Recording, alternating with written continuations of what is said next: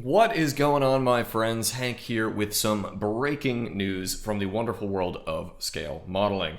Now, I'm about to run out the door to a Sox game, but I just had to get this video knocked out to keep you guys in the loop first. It looks like we're getting another all-new tooling 1/35th scale kit from Tamiya this year, and it's not one that I really expected.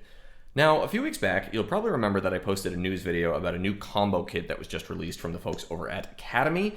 Their Panzer I ausf B with the Zundap motorcycle in 1/35th scale. And I was saying that I was super excited to pick that kit up, and I did.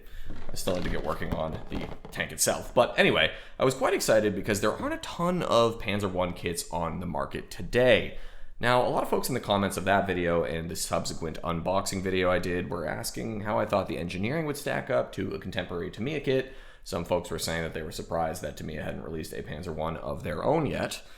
Well, it looks like they're going to.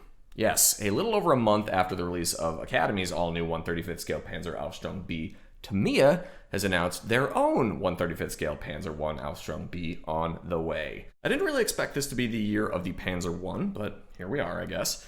Now, the news just broke over the weekend, and there's still not a lot that we know about this kit.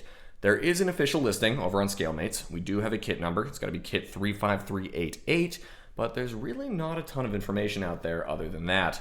By the looks of it, this won't be a combo kit like we just got from Academy, just the Panzer I here. Similar Lincoln length track build like we see on the Academy kit, similar tank commander offering with the early war Schirmlitze Panzer helmet, though right off the bat I am seeing a few differences that, at least in my opinion, lean in Tamiya's favor.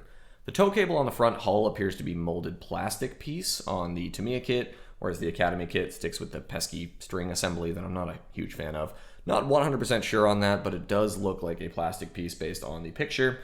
The Tamiya kit also offers transparent lenses for the headlights, which the Academy kit does not. The Academy kit does, however, offer a few photo etch parts, which I would expect that the Tamiya kit will forego, so point for Academy on that one. All in all, the more new tool Panzer I kits, the merrier, in my opinion. No info on a release date for this guy just yet, but I will try and keep you guys posted on that if I do dig anything up. But hey, new Tamiya kit this year. Let's go. With that, I'm out of here. Be well. Happy building. Cheers. Go Sox.